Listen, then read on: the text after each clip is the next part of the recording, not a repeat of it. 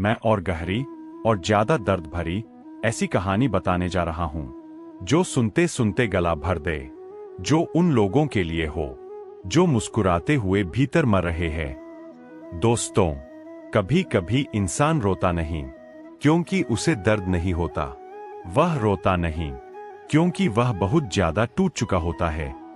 श्री कृष्ण कहते हैं, सबसे गहरी चोट वह होती है जिसे सते इंसान बोलना भूल जाता है। आज की कहानी उसी चुप्पी की है। नील बहुत अच्छा इंसान था, इतना अच्छा कि सब उसे इस्तेमाल कर लेते थे और फिर भी उसे ही गलत ठहरा देते थे। वह हर रिश्ते में आखिरी विकल्प था। जब सब थक जाते तब नील याद आता और नील हमेशा मौजूद रहता। पर जब नील थकता था तो कोई नहीं पूछता, तुम ठीक हो? नील की तकलीफ चीखती नहीं थी, वह बस धीरे धीरे उसके भीतर जमती जा रही थी। वह हंसता था, काम करता था, सब संभालता था, लेकिन रात को छत को देखते हुए सोचता था, अगर मैं न रहूं तो क्या किसी को फर्क पड़ेगा? एक दिन नील ने हिम्मत की। उसने कहा, मुझे अच्छा नहीं लगता जिस तरह से मेरे साथ बात होती है। सामने से जवाब आया, तुम बहुत ज्यादा सोचते हो, इतनी छोटी बात पर रोते हो, सब तुम्हारे खिलाफ थोड़ी है। उस दिन नील को चोट नहीं लगी। उस दिन उसे समझ आ गया, यहां उसका दर्द भी अपराध है। श्री कृष्ण कहते हैं, सबसे क्रूर लोग वे नहीं होते जो मारते हैं, बल्कि वे होते हैं जो तुम्हें यह यकीन दिला दें कि तुम्हारा दर्द असल नहीं है। नील ने खुद पर शक करना शुरू कर दिया।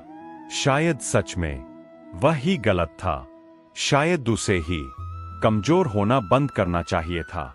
और यही सबसे खतरनाक मोड़ था। एक रात नील बाथरूम के फर्श पर बैठा था, फोन हाथ में था। किसी को कॉल करने का मन था, लेकिन नाम याद नहीं आया। वह अकेला नहीं था, वह अकेला कर दिया गया था। उसी क्षण उसके भीतर एक सवाल उठा, अगर मैं खुद को नहीं बचाऊं तो क्या कोई और बचाएगा? मानो भीतर से एक आवाज आई जो तुम्हें रोज मरना सिखाए, उसके साथ रहना भक्ति नहीं, भय है। अत्याचार सहना भी अधर्म है। नील रो पड़ा क्योंकि पहली बार किसी ने उसके दर्द को सच माना था। नील ने लड़ाई नहीं की, आरोप नहीं लगाए, सबको समझाने की कोशिश नहीं की।